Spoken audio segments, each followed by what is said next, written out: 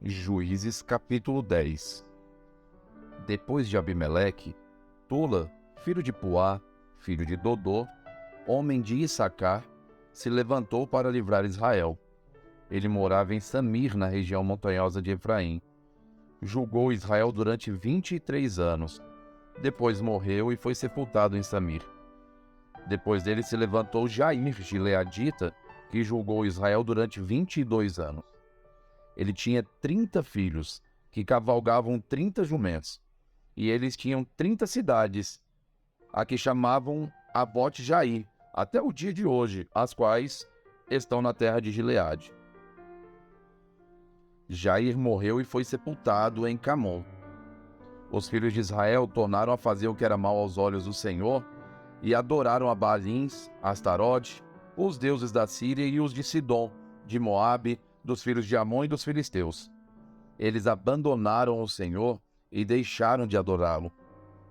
Então a ira do Senhor se acendeu contra Israel, e ele os entregou nas mãos dos filisteus e nas mãos dos filhos de Amon, os quais, nesse mesmo ano, esmagaram e oprimiram os filhos de Israel.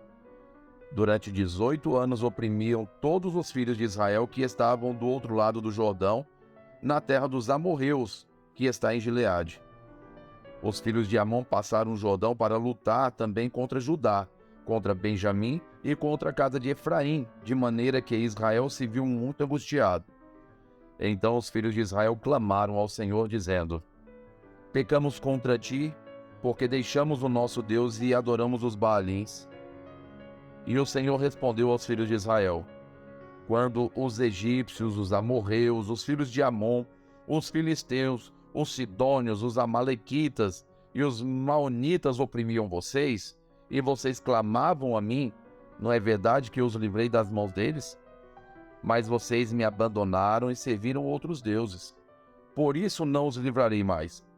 Vão e clamem os deuses que vocês escolheram, que eles os livrem no tempo de aperto. Mas os filhos de Israel disseram ao Senhor: Nós pecamos. Faze-nos tudo o que te parecer bem, mas, por favor, livra-nos ainda desta vez. E tiraram os deuses estranhos do meio de si e adoraram o Senhor. E ele já não pôde reter a sua compaixão diante da desgraça de Israel. Os filhos de Amon foram convocados e acamparam em Gileade. Os filhos de Israel, por sua vez, se reuniram e acamparam em Mispa. Então o povo, aliás, os chefes de Gileade, disseram uns aos outros: Quem será o homem que começará a lutar contra os filhos de Amon? Quem fizer isso será o chefe de todos os moradores de Gileade. Juízes capítulo 11, dos versículos 1 ao 33. Jefité, o gileadita, era homem valente, porém filho de uma prostituta.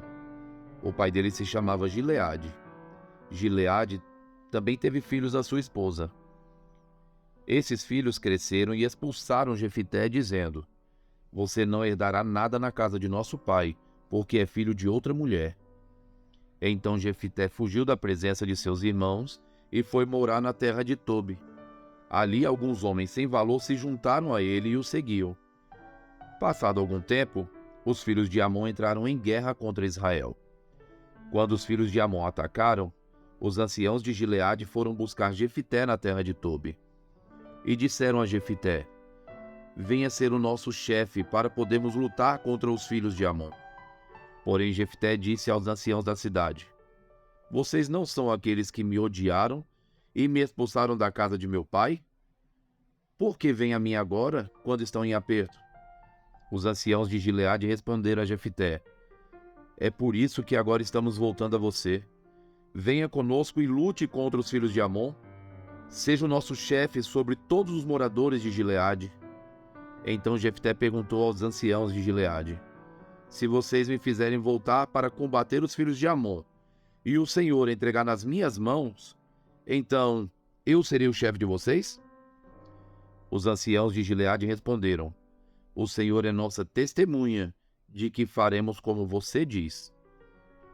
Então Jefté foi com os anciãos de Gileade, e o povo o pôs por cabeça e chefe sobre si. E Jefté proferiu todas as suas palavras diante do Senhor em Mispa. Jefté enviou mensageiros ao rei dos filhos de Amon, dizendo: O que você tem contra mim para vir e atacar a minha terra? O rei dos filhos de Amon respondeu aos mensageiros de Jefté: É porque, quando Israel saiu do Egito, tomou a minha terra desde o Arnon até o Jaboque e até o Jordão. Devolva-me agora essa terra, pacificamente. Porém Jefté tornou a enviar mensageiros ao rei dos filhos de Amon, dizendo: Assim diz Jefté: Israel não tomou nem a terra dos Moabitas, nem a terra dos filhos de Amon. Porque, quando Israel saiu do Egito, andou pelo deserto até o Mar Vermelho e chegou a Cádiz. Então Israel enviou mensageiros ao rei dos Edomitas, dizendo: Peço que você me deixe passar pela sua terra. Porém o rei dos Edomitas não lhe deu ouvidos.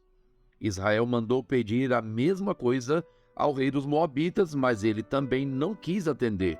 E assim Israel ficou em Cádiz. Depois andou pelo deserto e rodeou a terra dos Edomitas e a terra dos Moabitas, e chegou a leste da terra destes, e acampou do outro lado de Arnon. Não entrou no território dos Moabitas, porque o Arnon é a fronteira deles.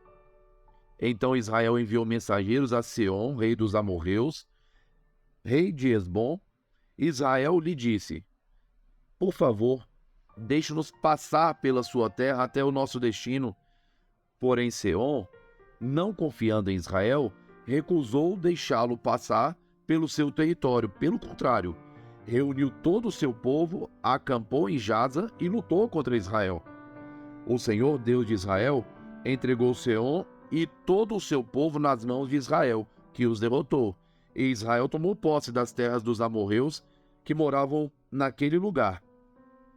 Os israelitas tomaram posse de todo o território dos amorreus, desde o Arnon até o Jaboque e desde o deserto até o Jordão. Assim, o Senhor, Deus de Israel, expulsou os amorreus de diante do seu povo de Israel. E você pretende ser dono dessa terra? Não é fato que você considera como sua propriedade aquilo que Quemos, seu Deus, lhe dá? Assim nós possuímos o território de todos os que o Senhor, nosso Deus, expulsou de diante de nós. Você pensa que é melhor do que Balaque, filho de Zippor, rei dos Moabitas? Será que alguma vez ele entrou em conflito com Israel e lutou contra ele?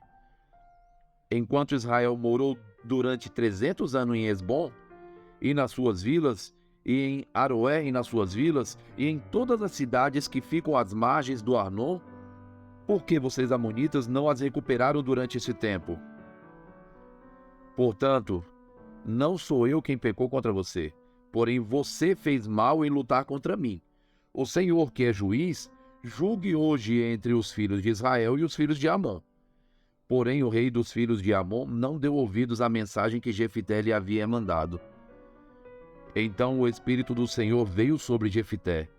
Ele atravessou Gileade e Manassés, e passando por Mispa de Gileade, foi até os filhos de Amon.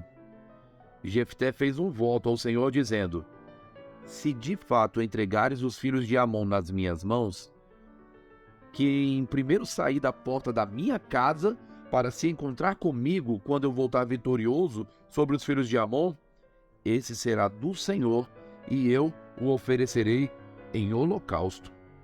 Assim Jefté foi de encontro aos filhos de Amon para lutar contra eles, e o Senhor os entregou nas mãos de Jefté.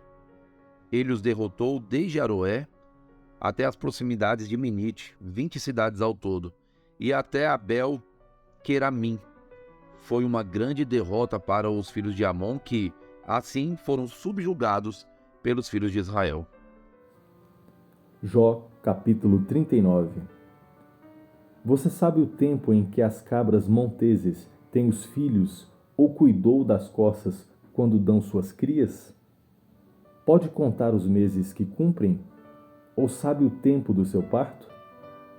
Elas se encurvam para terem seus filhos, e lançam de si as suas dores. Seus filhos se tornam robustos, crescem no campo aberto, saem e nunca mais voltam para elas. Quem pôs à liberdade o jumento selvagem? Quem soltou as suas cordas? Eu lhe dei o deserto por casa e a terra salgada por morada. Ele se ri do tumulto da cidade, não ouve os gritos do guia. Os montes são o lugar do seu pasto, e anda à procura de tudo o que está verde. Será que o boi selvagem aceitará trabalhar para você? Será que ele passará a noite junto da sua manjedoura? Por acaso você consegue prendê-lo ao arado com cordas? Ou irá ele atrás de você para desfazer os torrões nos campos do vale? Você vai confiar nele por causa da grande força que ele tem, ou deixará o seu trabalho por conta dele? Você acredita que ele trará para casa o que você semeou, ou recolherá na sua eira? A avestruz bate alegre as asas, como se tivesse asas e plumagens de cegonha. Ela põe os seus ovos no chão e deixa que sejam chocados na areia, e se esquece de que algum pé os pode pisar, ou de que os animais do campo podem pisá-los. Trata com dureza os seus filhos, como se não fossem seus. Embora seja em vão o seu trabalho, ela está tranquila. Porque Deus lhe negou sabedoria e não lhe deu entendimento. Mas quando de um salto se levanta para correr, ri do cavalo e do cavaleiro. Por acaso foi você que deu força ao cavalo ou revestiu o seu pescoço de crinas? É você que o faz pular como gafanhoto? Terrível é o fogoso respirar das suas ventas. Escava no vale, satisfeito com a sua força, e sai ao encontro dos inimigos. Zomba do medo e não se espanta, não recua por causa da espada. Sobre ele balança a aljava, cintila a lança e o dardo. Com ímpeto e fúria, vai engolindo as distâncias e não se contém ao som do clarim. A cada toque do clarim ele diz, avante. Cheira de longe a batalha, o grito dos comandantes e o alarido de guerra. Será que é pela inteligência que você tem que o falcão voa, estendendo as suas asas para o sul? Ou é por uma ordem sua que a águia sobe e faz o seu ninho lá no alto? Ela mora no penhasco, onde faz a sua morada, no alto do penhasco, em lugar seguro. Dali descobre a presa, seus olhos a avistam de longe. Seus filhotes chupam sangue onde há mortos, ali ela está. Atos, capítulo 19, dos versos 1 a 20. Aconteceu que, enquanto Apolo estava em Corinto, Paulo, tendo passado pelas regiões mais altas, chegou a Éfeso. Encontrando ali alguns discípulos, perguntou-lhes: Vocês receberam o Espírito Santo quando creram? Ao que eles responderam: Pelo contrário, nem mesmo ouvimos que existe o Espírito Santo. Paulo perguntou: Então que batismos vocês receberam? Eles responderam: O batismo de João. Paulo explicou: João realizou o batismo de arrependimento, dizendo ao povo que cresce naquele que viria depois dele, a saber, em Jesus. Eles, tendo ouvido isso, foram batizados no nome do Senhor Jesus. E quando Paulo lhes impôs as mãos, o Espírito Santo veio sobre eles, e tanto falavam em línguas como profetizavam. Eram ao todo uns 12 homens. Durante 3 meses, Paulo frequentou a sinagoga, onde falava ousadamente, discutindo e persuadindo a respeito do reino de Deus. Mas como alguns deles se mostravam teimosos e descrentes, falando mal do caminho diante da multidão, Paulo se afastou deles, e levando consigo os discípulos, passou a falar diariamente na escola de Tirano. Paulo fez isso durante 2 anos, de modo que todos os habitantes da província da Ásia ouviram a palavra do Senhor, tanto judeus como gregos. Deus, pelas mãos de Paulo, fazia milagres extraordinários, a ponto de levarem aos enfermos lenços e aventais do seu uso pessoal, diante dos quais as enfermidades fugiam das suas vítimas e os espíritos malignos se retiravam. E alguns judeus exorcistas ambulantes tentaram invocar o nome do Senhor Jesus sobre pessoas possuídas de espíritos malignos, dizendo: Ordeno que saiam pelo poder de Jesus, a quem Paulo prega. Os que faziam isto eram 7 filhos de um judeu chamado Cefa, sumo sacerdote. Mas o espírito maligno lhes respondeu: Conheço Jesus e sei quem é Paulo, mas vocês, quem são? E o possuído do espírito maligno saltou sobre eles, dominando a todos, e de tal modo prevaleceu contra eles, que nus e feridos fugiram daquela casa. Este fato chegou ao conhecimento de todos os moradores de Éfeso, tanto judeus como gregos. Veio temor sobre todos eles, e o nome do Senhor Jesus era engrandecido. Muitos dos que creram vieram confessando e denunciando publicamente as suas próprias obras. Também muitos dos que haviam praticado magia, reunindo seus livros, os queimaram diante de todos. Calculado o valor dos livros, verificaram que chegava a 50.000 denários. Assim, a palavra do Senhor crescia e prevalecia poderosamente. Curta, Comente. E compartilhe.